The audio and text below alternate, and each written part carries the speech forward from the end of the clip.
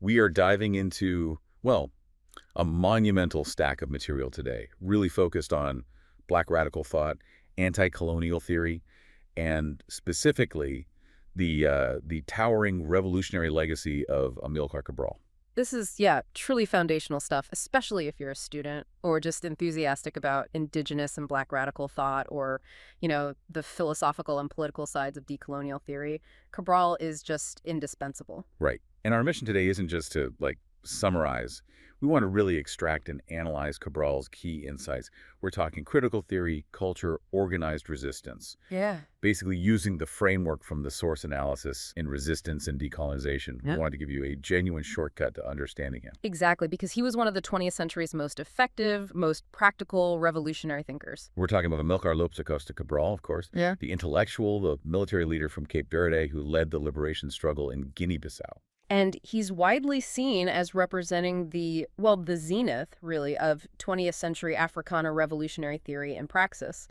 His ideas weren't just critiques. They were applied immediately, successfully. Yeah, what's so compelling, I think, is that Cabral wasn't formally trained as a philosopher. He's an agronomist, right? By profession. That's right, an agronomist. Yet he left this profound body of work thinking about social transformation, oppression, liberation, violence. It's incredible. It really is. And we need to get this up front. His genius wasn't just abstract thought. His theory was quite literally a political weapon, a military weapon even. Used to change the material world. Precisely. It led directly to the historical, cultural, political transformation of Guinea-Bissau and Cape Verde. Revolutionary decolonization against a really entrenched Portuguese colonial regime. He fused deep reflection with immediate successful action. Okay, so let's start by placing Cabral. Where does he fit in the bigger picture of critical thought? Our sources argue pretty strongly that his work is a core part of what they call the Africana tradition of critical theory, or ACT. Yes, and that's the crucial distinction, isn't it? This tradition, you've got figures like W.B. Du Bois, C.L.R. James, Frantz Fanon.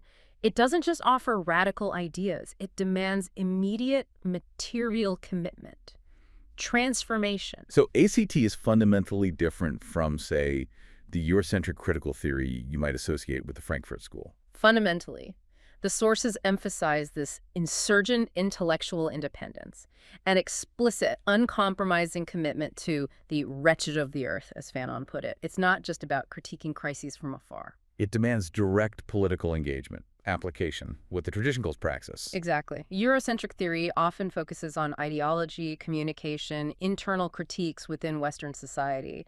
ACT, born from the experience of the global periphery, is inherently focused on liberation, sovereignty, dismantling the actual structures of colonial violence and racism. And it challenges academic rigidity. There's this concept, disciplinary decadence. Ah, yes. Lewis Gordon's concept, it's sharp. Let's unpack that a bit because it's key to understanding Cabral. Okay.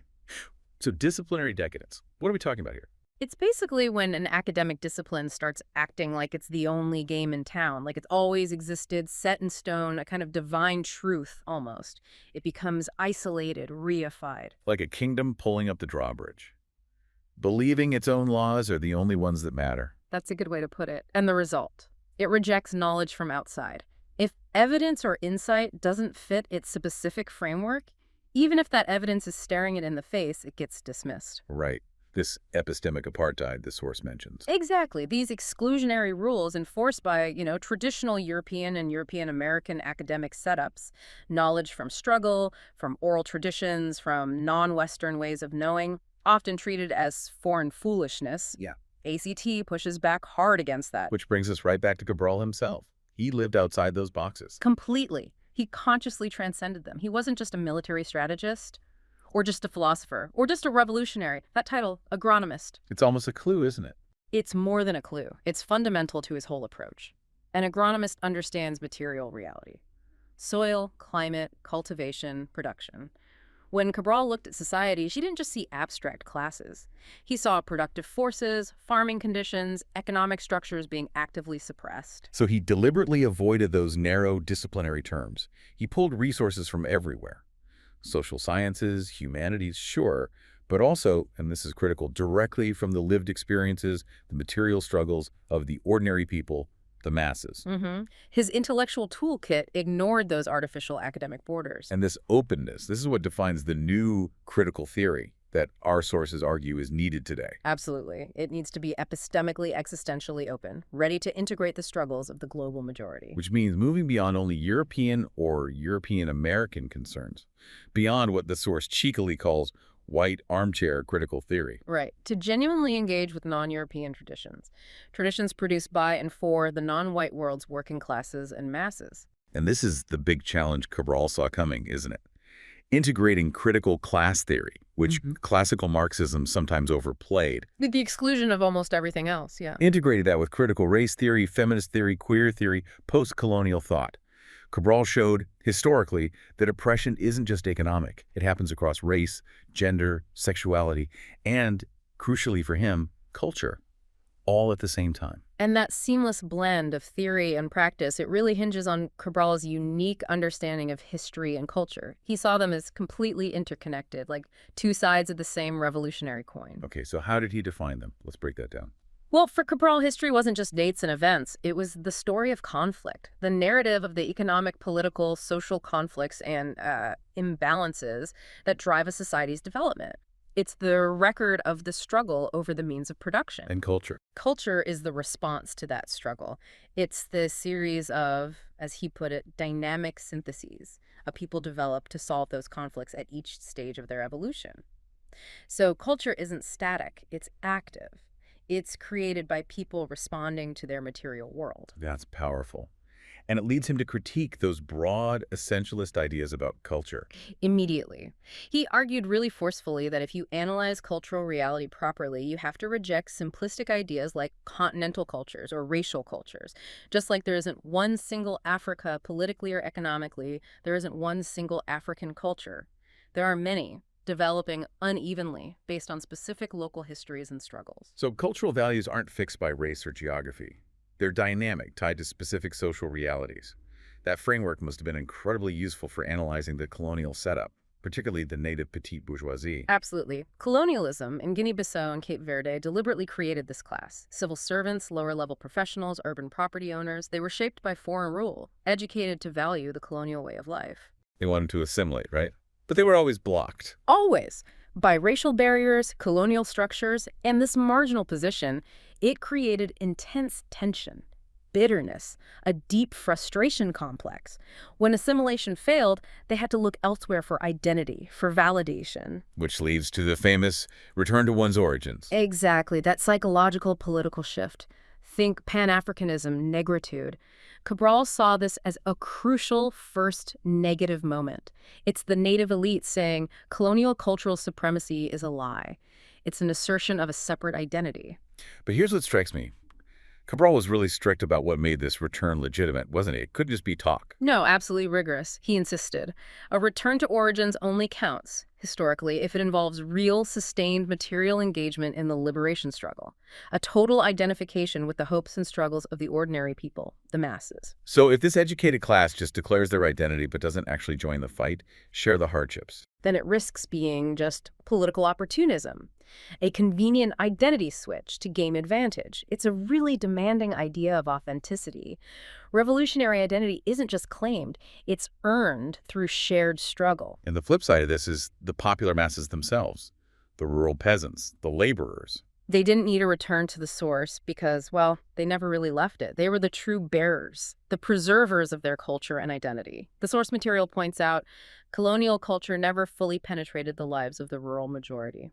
Imperialism often doesn't want to fully assimilate the masses, does it? It just needs them for cheap labor. Precisely. It's inherently obscurantist in that way. So the masses held on to their cultural integrity through just daily life. Language, customs, kind of passive, silent resistance against colonial attempts to wipe out their cultural fabric. And this is critical because this cultural reservoir, maintained by the masses, provided the foundation, the groundwork for the liberation movement to eventually organize politically, economically, and militarily. That's the dynamic. The masses provided the cultural base, and the politically matured petite bourgeoisie, the ones who made that genuine return, provided the leadership structure. Right, so let's shift from the theory to the concrete application. The praxis of Cabral's party, the PAIGC. We have to remember that historical turning point first, though. The Pijiguiti Docks Massacre. Yes, August 1959. Portuguese police killing at least 50 striking dock workers in Bissau. A horrific event. And that forced the PAIGC's hand. It absolutely did. It showed the leadership the futility of purely nonviolent protest against that regime.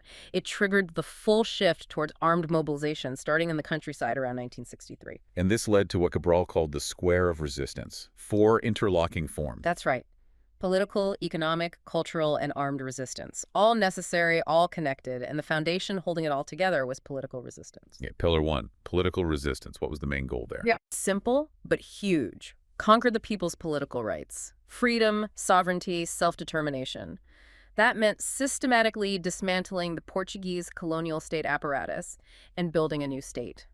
Democratic, based on freedom. And internally, unity was key, especially with different ethnic groups. Absolutely paramount.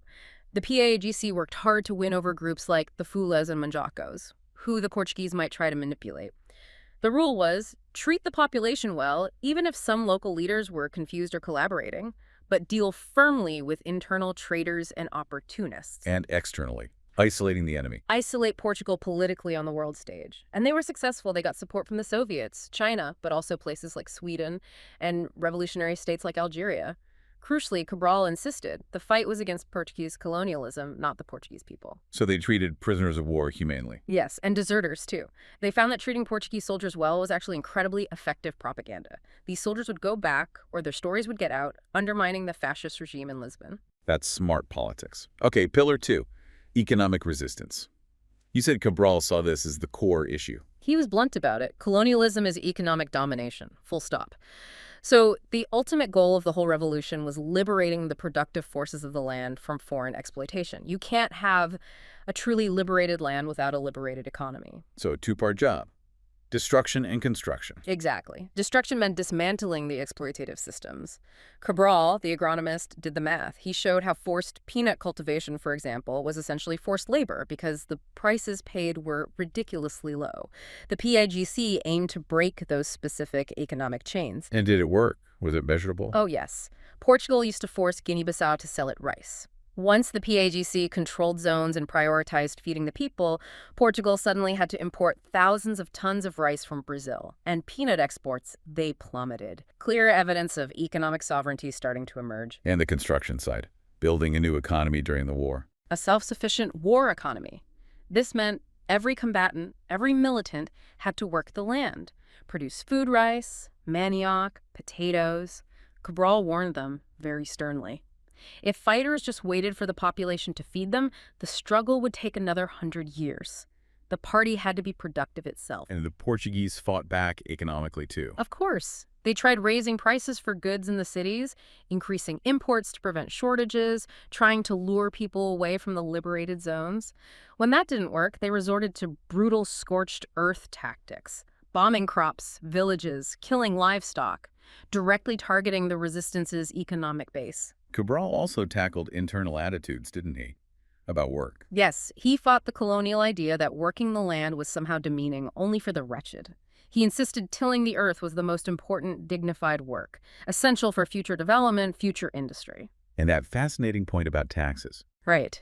He argued against the mistake of not collecting taxes in liberated zones. He said the people shouldn't lose the habit of contributing to their own state. But taxes had to serve the people, raise living standards, not exploit them like the colonial taxes did. And the banana tree analogy. Yes. A classic Cabral image. He said anyone who stops working because they worked hard yesterday is useless. Everyone in the party had to be like a banana tree stem, constantly producing new fruit. Total commitment, constant productivity. It ties economy, discipline, and cultural value together. Which leads perfectly to Pillar 3, cultural resistance, the battle for hearts and minds. Exactly. And it was two-sided. Liquidate colonial culture, yes, and also eliminate the negative, backward aspects of traditional culture, while building a new culture grounded in positive tradition, but also in science and global knowledge. So actively fighting superstition. Things like sacrificing to spirits, fear of sorcerers. Yes. And the weapon wasn't just dismissal, it was education. Scientific knowledge. He literally had militants taught how to explain lightning's scientifically positive and negative charges colliding, how to calculate the distance of thunder using the speed of sound. Wow.